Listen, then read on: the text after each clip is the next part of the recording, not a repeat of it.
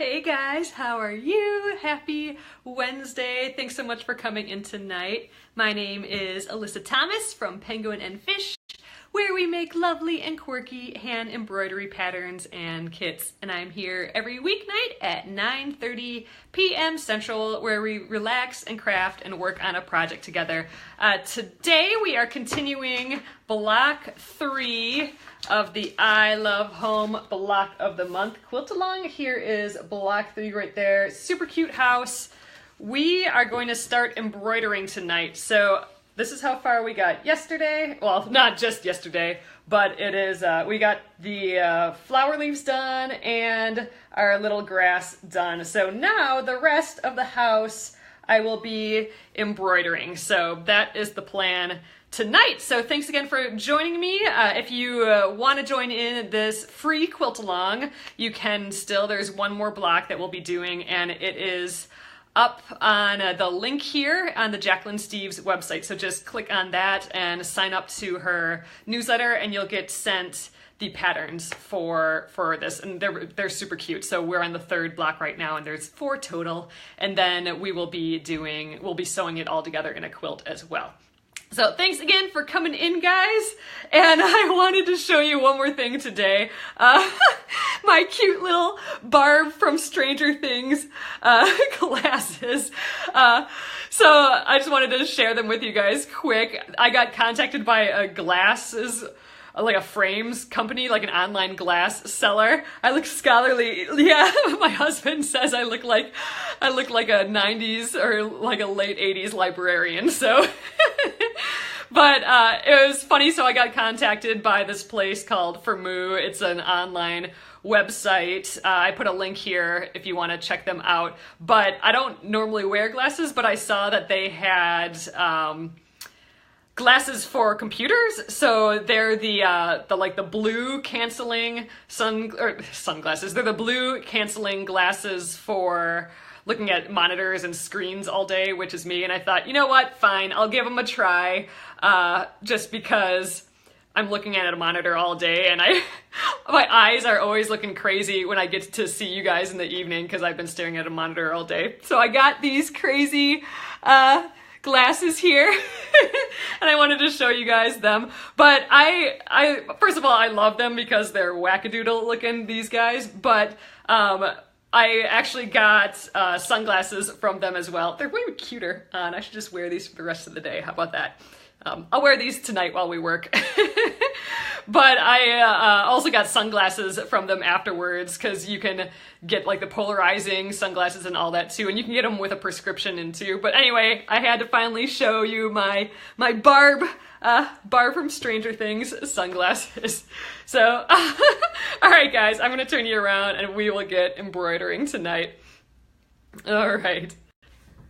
Oh, well, thank you, Patricia. That's nice. Yeah, I'm kind of testing them for, protects my eyes from sharp things like pins flying everywhere. But I have, like, my husband got normal ones. He got just normal looking sunglasses like this, and then I got some sunglasses too, and they come in a nice case and stuff.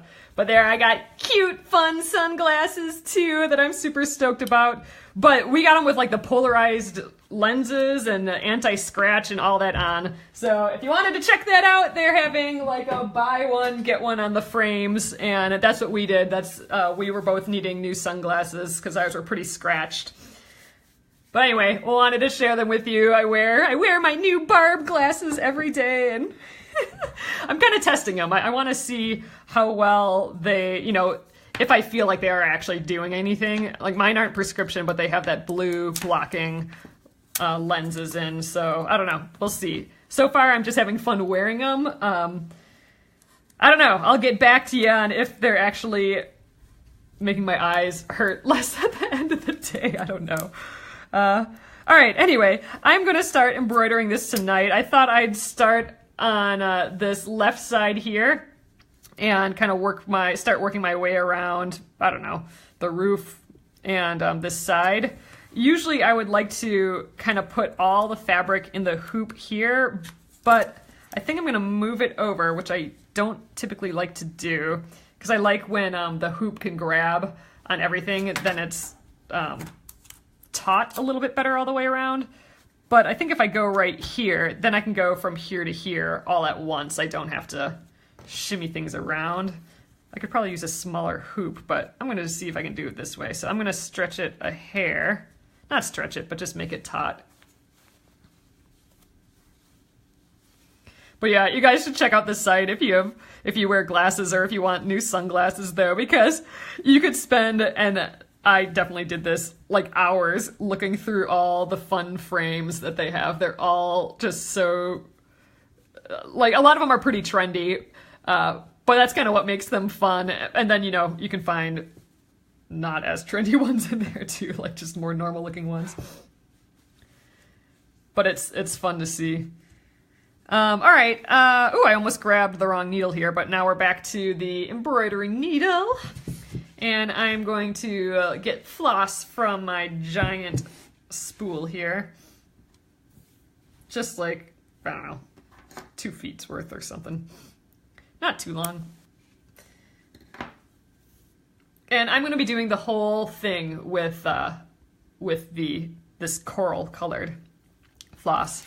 And all right, so I'm going to use 3 strands. I'm going to pull them out one at a time. So I'm just going to grab one and pinch the rest, kind of isolate it.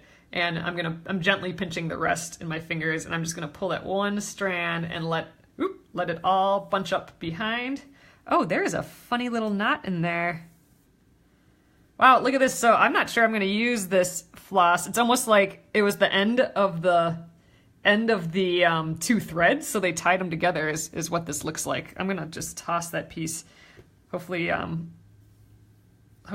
there's no other pieces like that in here. Put that to the side. I could have probably used it, but it would have been a little difficult to pull through the fabric. There, yeah, weird. It was only that one strand. Huh. So I'm going to pull 3 strands out of here yet. That's 1, 2. And pulling them out like this, first of all, it's super fast. You can just go zoop, and it's all good. But it also helps the thread lie flat when you start with them all separated and put them back together. Oh, you bought the cheapo floss from me. Oh, and you could tell the difference between like DMC or like a better brand floss versus like a cheap pack of floss. That's interesting. Yeah, you really can. I mean, cheap floss doesn't have the sheen or the strength of other floss. Oh, so Kathy, this is, it's actually DMC. I buy it on the cone because I use it for my kits, but it's actually this color. So this is an 8-meter skein. This is like your typical skein that you'd get from, you know, from any store. It's DMC. Oh yeah, if you guys want to see the color, it's DMC 3340. I think I may have put a link directly to this color in my post. I've been using this for so long, this color now, it's still one of my favorite colors. But so this is 8 meters, this is 2100 meters. So that's the difference between what you get on a big cone and just a little bit. So I get the cones from a distributor, but I think I've looked into it, they actually sell half-size cones now too. I mean, I've used a lot of this up, so it's a little thinner, but you know, a half-size cone, so it'd probably be, you know, maybe even a little shorter and smaller. But anyway, might be something to look into. I kind of like the half size. I might try and order some just to see what they're like. But yeah. All right, so I'm going to start with an away knot. I don't have any stitches on here yet to weave in the end, so little knot at the end. And if you haven't embroidered with me before, I like embroidering in a way that I don't have any knots on the back of my embroidery when it's done, because the biggest reason, first of all, it makes the back look very neat and clean, but the second reason is that when I'm stitching, I don't want anything to catch on those knots as I'm stitching. So, you know, you can pull your thread up from the back and then you've been stitching for half an hour and then you realize you have like huge loops on the back because it's caught on one of your knots. That won't happen doing it this way. So I'm going to start stitching here. and go up, you know, up to the roof peak here, and I don't know, come back down and do this line here probably. I'll need more thread before then. But I'm going to start right here, so I'm going to do my away knot a good 4 inches or so away from my starting point, where I won't cross over anywhere else I'm stitching, and it won't because I'm going up here. I'm going to put it here just because then the hole will be a little hidden. And we will come back to that later. I mean, since I use the cones for my kits, I go through them quite a bit, but I kind of want to get some colors that I just use for myself. I want to kind of crochet with it. You know, I've been liking making those doilies like my grandma did. I thought it'd be fun to buy a cone of embroidery floss and stitch one with that. Oh yeah, Grace, this grass fabric. Yeah, by then I'll need prescription glasses. Exactly, Patricia. By the time I finish this cone. But I love this grass fabric too, because it reminds me of all the creeping Charlies that are in our yard taking over our grass. So I thought it was pretty reflective of our current situation. When I saw it, it just jumped out at me like, oh my god, that has to be the grass for this one. All right, so here you can kind of see why I don't especially like stitching without all the sides and the hoop. I mean, I could kind of, you know, on a frame, you'd stitch this to the side so it's taut too, but I'm not gonna keep it in the hoop that long. But yeah, see, so it's not taut. The fabric's moving quite a bit, so I have to be more careful to not pull too tight on my stitches and all that. So I wouldn't recommend doing it this way. I'd try and get it where you're in a hoop. So what would have probably been a better idea is use a smaller hoop that I can get, you know, around here, and then keep moving it until I don't have to have this edge over here anymore. Woke up, so thought I'd enjoy your live today. Oh, cool, Helen. Oh, sorry you're not sleeping well, but it's nice to have you live. So I'm just doing a little back stitch, like I said, starting with these, this house outline, and then I'll jump back in and do these windows and cute little, I don't know, scallopy bloop things on the top and bottom. They're not really shutters. They're like a little decorative bloops. Window bloops. This is not a white muslin. It is an off-white solid. So it's a quilting weight fabric. It's the same like tight weave like a quilting weight fabric. It's just a solid. It's a off-white solid. So, but what I typically like doing embroidery on is more of a more open weave compared to this muslin. Do I have any by me? Yeah. So this is what I normally like stitching on. I wonder if you can see the difference. So it's got a slightly more open weave. I'm not sure you guys will be able to tell so much, but this is tighter. So meaning the stitches are the weft and warp. So the threads going in this direction and the threads going in this direction are sewn tighter. It's like, you know, 100 count sheets versus like 500 count sheets, right? So this has less count in it, meaning the threads are farther apart. There you can kind of see maybe. And that allows the needle and the thread to go through it quite a bit easier than this tightly woven stuff.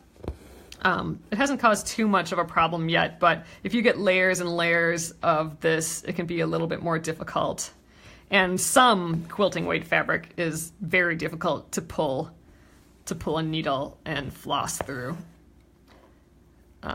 That's why I like the little more open weave.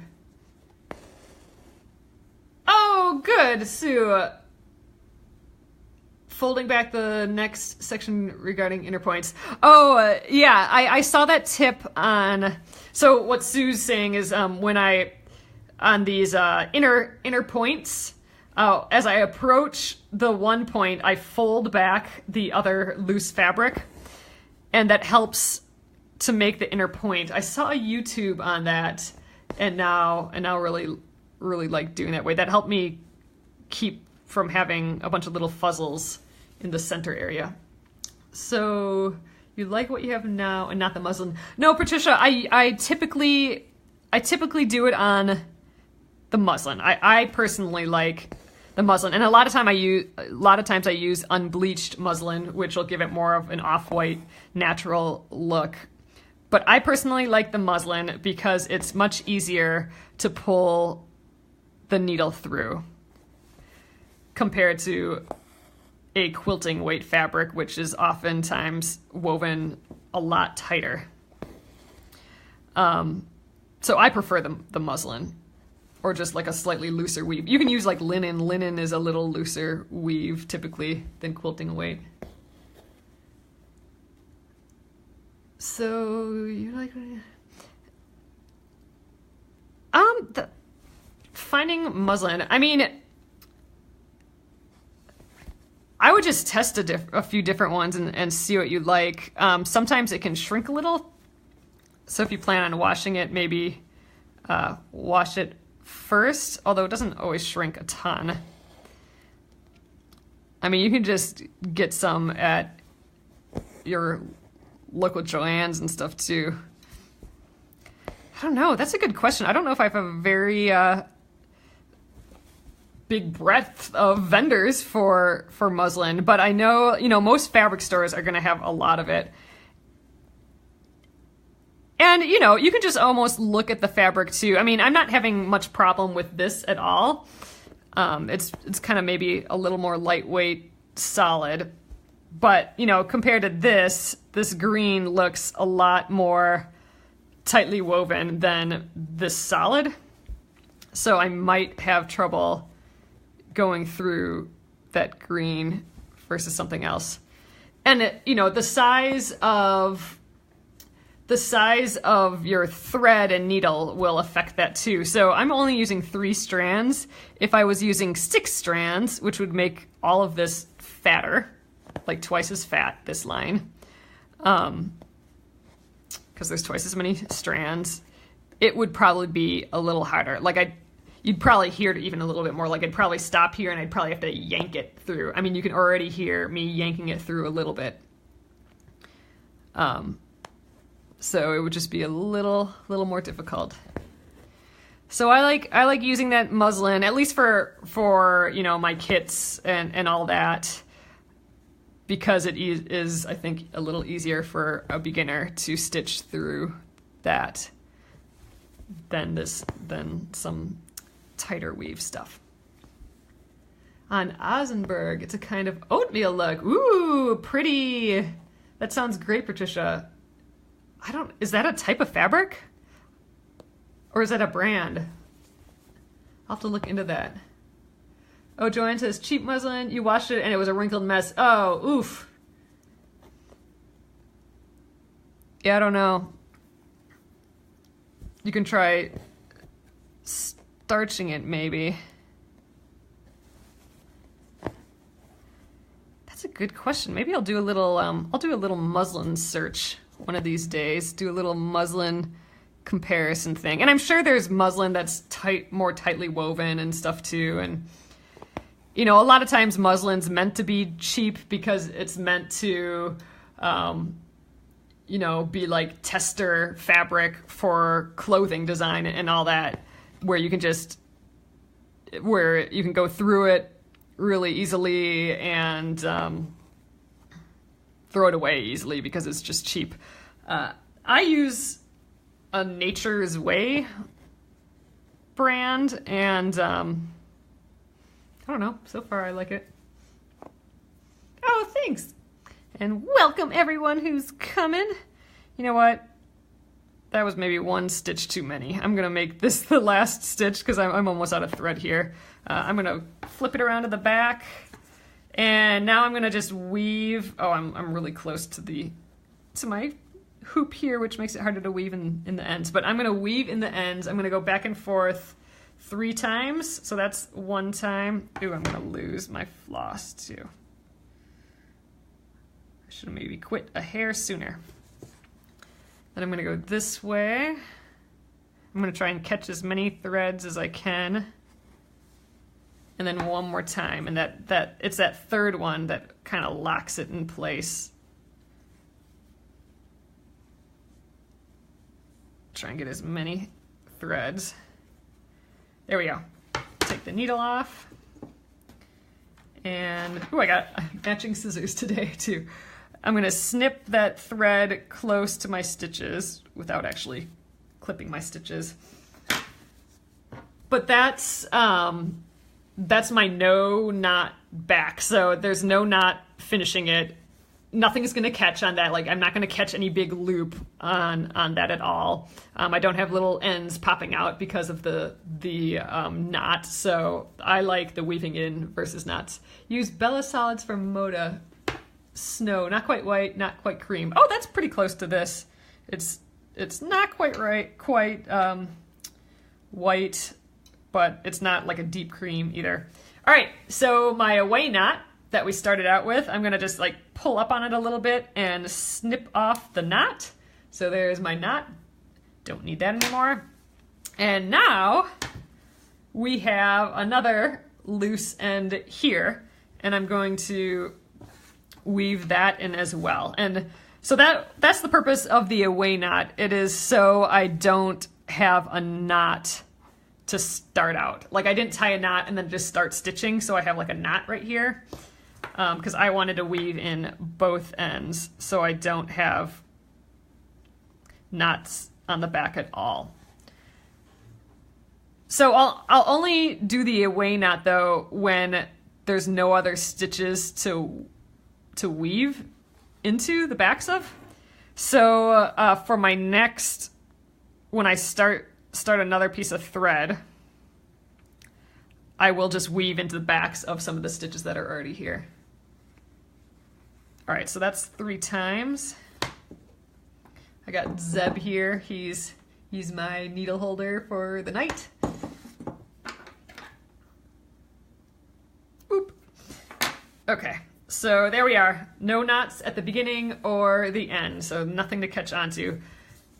All right, so now I think I might move my hoop over because this is annoying. I don't like that, but I needed to kind of get this in first. Hopefully I'm gonna come down here now and then probably catch this area and then maybe go back and do these windows.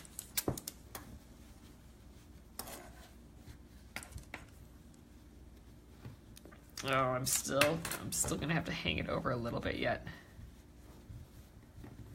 Yeah, we'll try it here.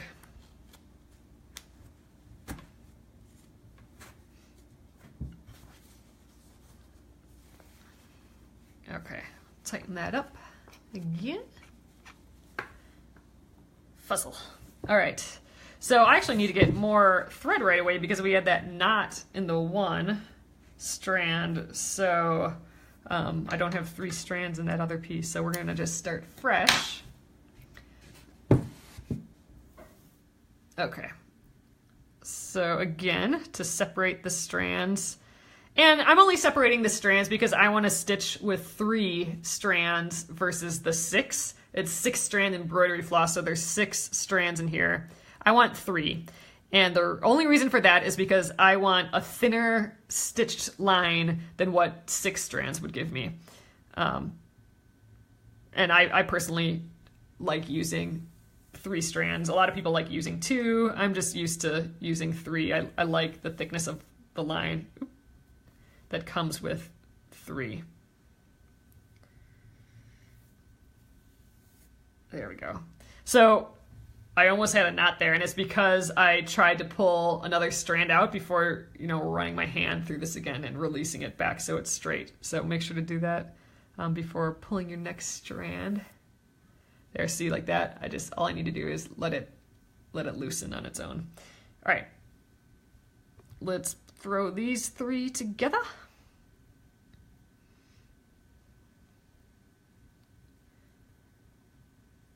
Just lining up those ends again. All right. Get my needle. So this time I am not tying, not tying a knot. I am not tying a knot. Oh, for the inside of rag quilts. Oh, that's interesting, Joe. Osenberg. I'm gonna have to look that up, that type of fabric. I have a hunch I know what you guys are talking about, and I might actually own some, but I want to check to make sure. All right, so not tying a knot this time. I'm going to start up here. So I'm going to just weave in the back of stitches that are already here. So I'm a little close to my edge. So I'm going to let this little piece hang here. And since I'm close to the edge, this is going to be a little more difficult to weave in. But we can do it. I'll go one more here. Grabbing as much as I can. And one more back. So we've done 3 total. There we go. And now I'm going to just snip this little end off.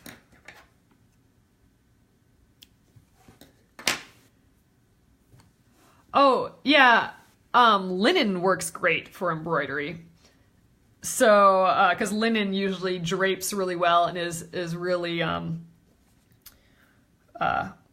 got a loose weave that's easy to go through. So the trick with linen though is that it creases really easily. So with linen, you'll probably definitely want to wrap your hoop. We've done this before on here. Like I've wrapped my hoop, my inner hoop with fabric, and that's just so it's a little gentler on the front fabric. It will help so it doesn't have such a severe crease. Like if I were to leave it in the hoop on accident or something. So it's kind of like a little protective measure having a wrapped hoop. So if you're using linen, I would wrap your hoop with some scrap thread, just because linen does really crease really well. But it is very nice to embroider in. Oh yeah, Irene, the back of my embroideries are nice and clean, typically because one of the big reasons is because I am doing that no knot back, because I'm weaving in the ends.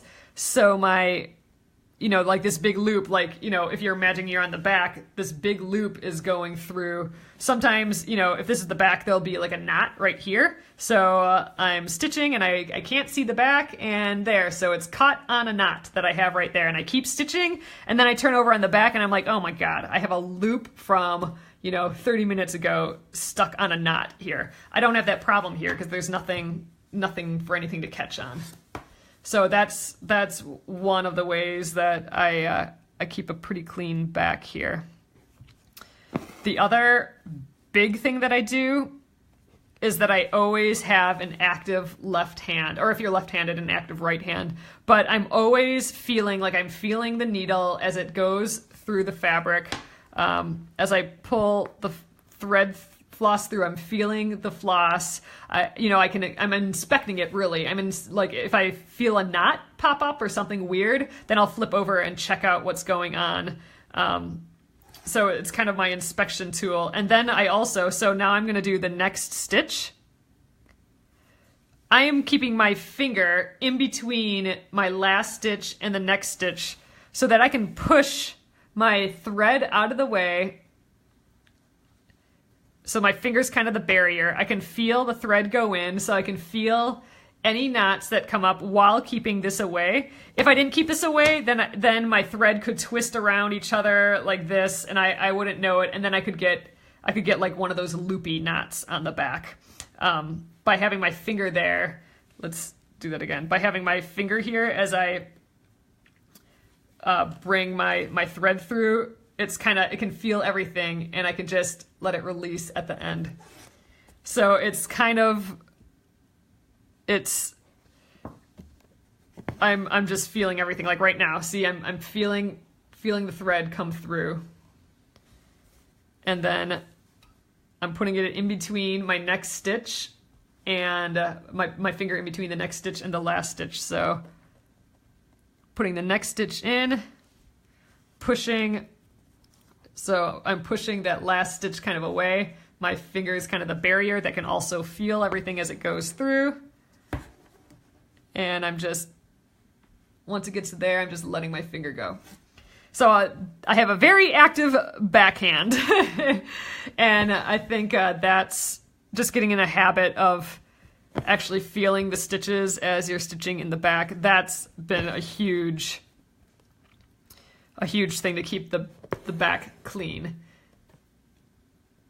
It's like having eyes on the back, on the back of your, like looking at the back of your hoop to see when stuff is going on. Just feeling that floss go through. You also take your embroidery out of the hoop. Yes, so yeah, exactly, Diane. I do that as well. When I'm not working on, oh, I lost my needle now. When I'm not working on my embroidery, I take it out of the hoop. So when we're done here tonight, I will for sure take it out of the hoop, and we'll just put it back in the hoop tomorrow. All right, I think I'm gonna jump right here. Oh man, maybe we should map this out a little bit better. Well, we got about this far with this thread, so maybe if we just get down here. I suppose if we have a little extra thread, we could jump into one of these windows or something.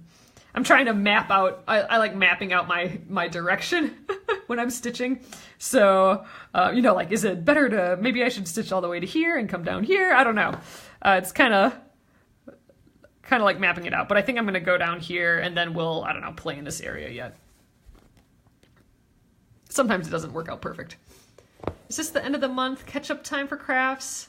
Oh, yes. Yes, Joe. So this, oh, you'd love to see the denim quilt. I will have to bring that out. I'm kind of planning on working on that this weekend. I'm hoping to, last weekend I didn't really take off. So this weekend I'm hoping to take off and work on that quilt a little bit more this weekend. So I can for sure share the denim quilt. But yes, so this is the month. You know, we've been having all these projects, but this month, I thought we'd have a finish it fall month because I'm running behind on a few projects and you guys might be too. So I thought, you know, we'll finish this block. So this will take, you know, this whole week and probably a little bit more maybe because there was a little bit more needle turn applique on this one, I think. So we'll finish that and then, you know, we'll have like 2 weeks or so left in the month. So instead of starting a whole new project, which is what we have been doing after each block, I thought we could finish up some projects. So for me, for example, I have my hand-stitched English paper piecing project not done yet. So I'd like to finish that here with you guys. And that might actually take the whole, that won't take the whole time. It'll probably take a day or two for me to finish the actual hand-stitched piece, but then I want to make it into a pillowcase. Not a pillow, yeah, a pillowcase. And a pillow, really. Yeah, it's a case for a pillowcase. And, you know, so I'll have to hand stitch that completely on and then make the actual pillowcase as well. So that might take the rest of my time here. But yeah, then, yeah, that's awesome. So you'll finish up your English paper piecing project, Gretchen. And if you guys have any other projects, you know, you can finish them that time or work on them that time too. Or if you just need a breather, because we've been doing a lot of projects lately, just right after each other, like bam, bam. And I think we just need a little breather to get some stuff done. Or if you're not done with these house blocks, you know, you can put a little bit more time into them. Our next block, block 4, we'll get at the beginning of November, which is crazy that that's coming up quick. crazy. That's like real close to winter, November. But yeah, so beginning of November, we will start block 4, and the second part of November, we'll be starting that Heidi Boyd stuffed animal unicorn project. And I'll make sure to send a newsletter out before then with enough time to order the kit if you guys are interested in joining me on that.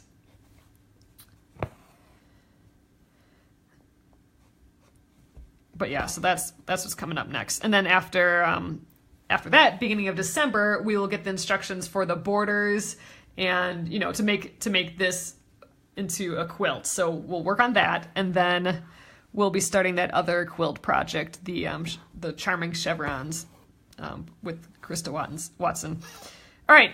Now let's see. I could jump up and start some of these other ones, but I'm not sure I want to make that leap. So to start here, you can kind of see I would have to jump my thread, and I don't know, since I'm using this white fabric, I don't think I want to jump that big because I would be able to see that on the front.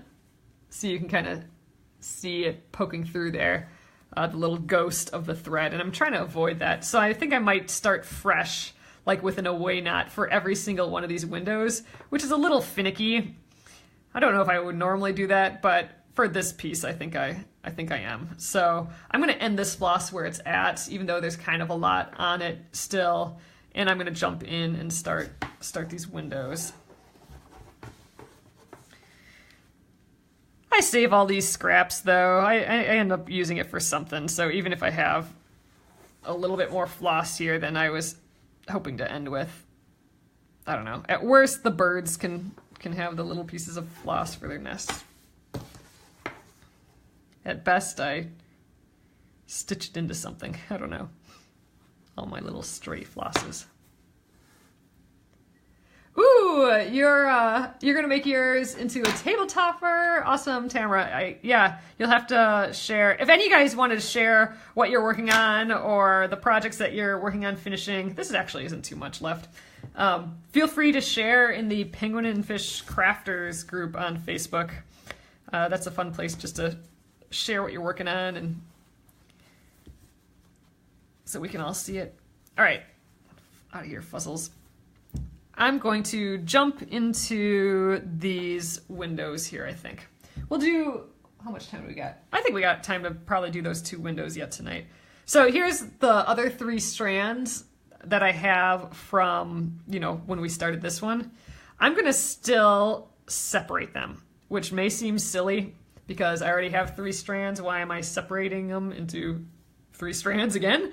But we did a little test on this last time we embroidered, and since I'm having a hard time splitting this, since we're taking them apart, they're losing the twist that they have with each other, and they're lying flatter. It did help to have less knots. We did a little test. So when we did it with the thread that we didn't separate, it still had that twist in, we got more knots compared to when we separated them, and now they all kind of lie. Ooh, I don't think I'm in focus. They all lie flat.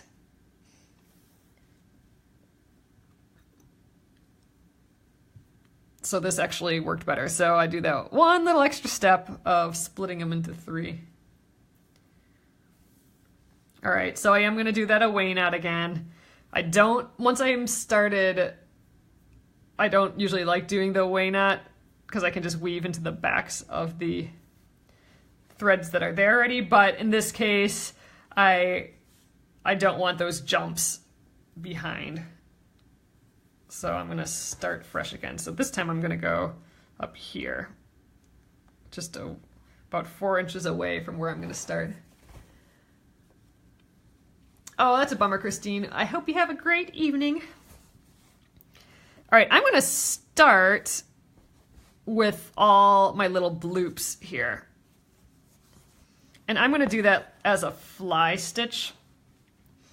So I'm making I'm coming up on one side of the bloop. See, so we're doing this right here. I'm going to come up on one side, and I'm going to put the needle in at the other side of the bloop. And I'm going to make sure my thread wraps up and around the same shape as the bloop. So that's going upwards like this. I'm going to make this, you know, like a loop that's going upwards like that. So I'm going to pull this through just so I can get my needle through, and then I'm going to come up at the peak of that bloop there. But I still have this shape above, so I have like this loop here. And as I pull, that loop is going to get caught on this thread here, right? And then that's what's going to make that shape. So if I pull it down though, it's not caught on it anymore, right? So I have to tack it down. So once I have a shape that's pretty, and you can leave it loose. If you leave it looser, it'll be more of a U versus a V shape. But once I have it how I like it, I'm going to go right on the other side and put one little stitch right on the other side. And that will tack it down, other side of the bloop. So there we go. So we got that little arch and that little tack. And that is our fly stitch. So I'm going to do that for this top row here. I'll do the top row, then I'll do a back stitch back down to here, and then do it here too, maybe. I don't know, trying to map it out beforehand. So again, making sure my bloop goes up. And then just so the needle's through, I'm not going any farther. Then I'm coming up at that peak, making sure it's within that loop, and pulling it until it's stopped, and then tacking it down by putting a stitch on the other side of the bloop. There. And one more.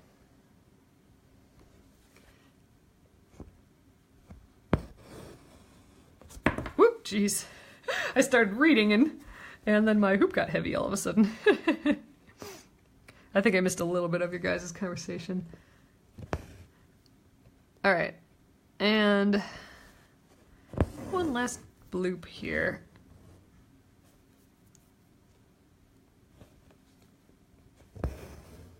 All right, now I will back stitch across this top.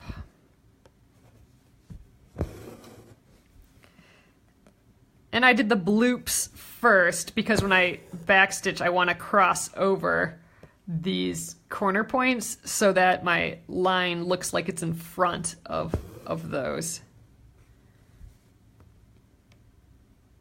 So I'm going in not the same hole as the bloops, I'm going next to it and making sure that this stitch covers it up. I just think it kind of looks nicer. Let's start the last stitch here.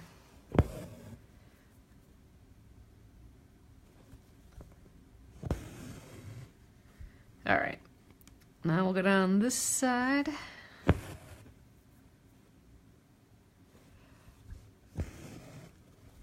I was seeing someone or a couple of you guys did this whole entire thing with applique, like the whole house and everything too, but then did a little extra embroidery for the bloops. I thought that was adorable. I thought that just looks so cute. So the whole thing appliqued, but just little details with embroidery still. So it was still a applique embroidery combo, but just a little different. I thought that was awfully cute.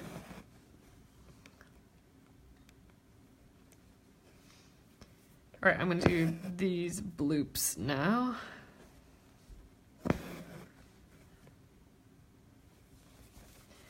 So now for these ones, the arc is going the opposite direction. So instead of having this thread go up like this, I'm going to go down the same shape as the arc. And now go in that bottom point. Make sure my needle's coming up in the middle of that arc, so it can catch on it just like that. And then a stitch on the other side.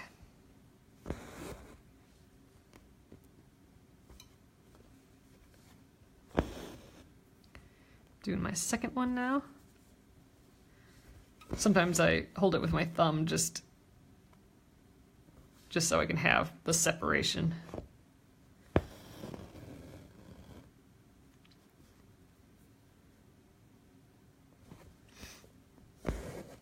All right, one more.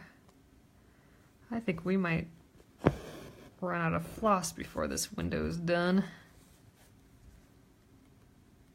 Once we run out of floss, we'll call it a night wherever we're at.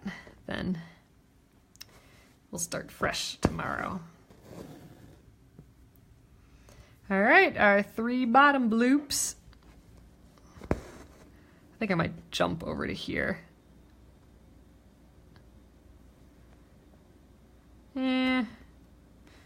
Yeah, I'm just gonna jump over to here and start stitching this back line, because then I can stitch the bottom and that side line at the same time. And then I'll go back and stitch that center. Maybe I'll have enough thread for that.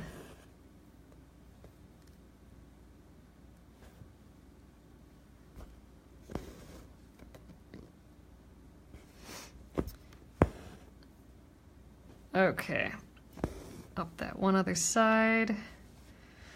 I love this coral color. I'm still, like, I've been liking it for years, and I even have a wall in my office that has all stuff that's close to this color hanging up on it, and I still like it. Do I see a lot better, Patricia, with the glasses? You know, I don't know. So, like I said, they're not prescription. They're, they are that blue light blocking, and I'm not sure if they're really helping or if it's just a placebo effect, but I do wear them all day long, and I do feel like, oh, maybe my eyes aren't so glassy at the end of the day, because I feel like sometimes I come on here and it just looks like I'm dead because my eyes are so glassy from staring at the monitor all day. I think I'm gonna start in the middle here.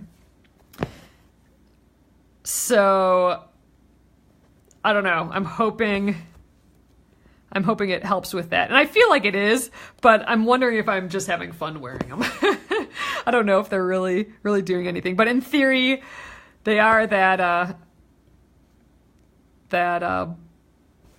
blue lens block, or the blue light blocking.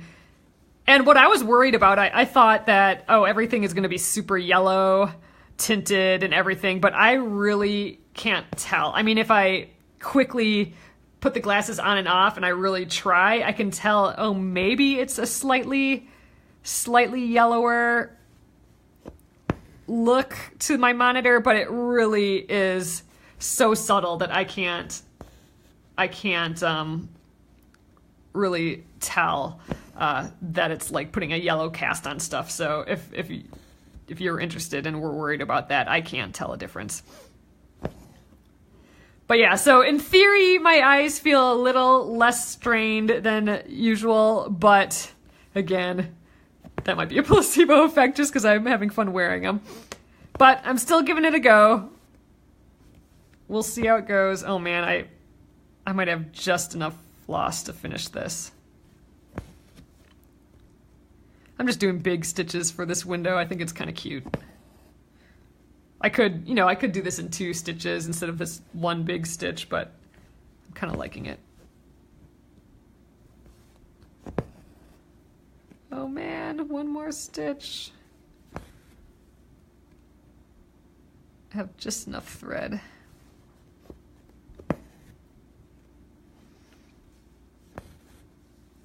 Oh, sleep experts recommend them for better sleep. Oh, that's interesting, Lucy. Yeah, so you're not staring at all that blue light right before going to bed. I mean, I do like wearing them, but you know why? I think I like wearing them. I mean, I like hoping that maybe these are helping with, actually looking at the monitor and screens all day. But they're just really fun to wear because they're so goofy, and I just really like them. I kind of want to get a bunch more just because a lot of the lenses, they have like new lenses every day. They're not lenses, new frames every day, and none of the frames are more than $39. So you can get some, and then you can get your prescriptions in them for relatively cheap. For like another $60 or something, you can get your prescription in it. So as far as glasses, they are cheap, and I really like them. Oh, they're from firmoo.com. Deborah, I put a link in my post about them. It's FIRM and then OO, which is kind of odd. But, so cheap frames. So far, I think the lenses are great. We got sunglasses too, and those lenses are awesome. We got the anti-scratch and the polarizing lenses and all that in our new sunglasses that we got from them, and I just love the frames. There's so many cute frames there. I'll show you guys when I flip around. I'll show you guys my sunglasses too. But yeah, so they're having a buy one get one on the actual frames. So you can check that out. But yeah, if you're buying like $200 glasses and stuff, or if you have kids that have glasses and you have to buy glasses all the time, it's worth checking out because they do have prescription. Oh, I just went over that really quick. I took my away knot out and wove them in there again. But I think we are going to take this out of the hoop. That will be that for the evening. So we got a good start there. So again, I'm taking it out of the hoop just so that there's less pressure on my fabric. Like my fabric can relax again now. It's not going to have that crinkle in there. Like it's not going to keep on being stretched overnight. So there we are. It's looking cute. Little window on there. So sweet. All right, I'm excited. We'll keep going with these windows. Maybe we'll just have an all window day, maybe. Probably only get that many done. I don't know, we'll see. And then, I don't know, I do like getting these outlines done. Maybe we'll probably do this outline first tomorrow. Maybe the outline, and then maybe the door. We do outline, then the door, and then the rest of the time can be the windows. I think that's the plan. Oh, no problem, Diane. All right, I'm gonna flip you guys around, and you can check out my glasses again. So there we are, my cute glasses. So look, they're so funny. They got, the ones that I got have like these wacky purple bits on the side. And what I thought was super fun, and I didn't discover this till later, but it says the style. I don't know if you guys can see. Oh, it's probably in reverse too, but the style is written on there, and the style is old-fashioned car, which is perfect. Like, this is totally what I would wear with like my little scarf behind me or whatever. And then in the little eye, what are those called? These little eye bud parts. It's got a little, I don't know if you can see that, but it's got a little, oh, let's try and focus here. I want you guys to see it. But it's got a little old car on there too. I don't know if you guys can see that or not, but so those are, these are the glasses that I got. So this has that blue canceling, or that blue canceling light. I think they're funny and huge. I like them. But then I got, my husband got these. So with the buy one, get one frames, we got glasses. So these are my husband's. These are like his, what's that movie with Tom Cruise? Risky Business. So these are his Risky Business sunglasses. So they're kind of more normal. I got cute, like more goofy ones, like my funny computer ones. But these are my sunglasses. I love them. But anyway, so these are my new sunglasses, and you can get with their lenses. Or with their frames, you can put any of the lenses in. So I could have gotten these ones. Would probably been good as sunglasses. You can get any lenses in them, your prescription ones or sunglasses, or like I did, I got the blue blocking ones. So anyway, these are by Firmoo. Again, it's FIRMOO. They come in a cute case, a hard case. And none of the frames are over $39, I believe, and they have new frames all the time. It's kind of a rabbit hole when you go to the website though, because you can look at glass frames for hours.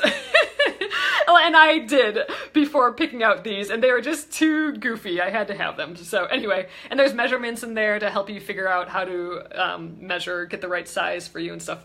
Anyway, I thought it was fun. I wanted to share it with you. So anyway, I didn't even show you the end of today's stuff. So we actually have a house started here.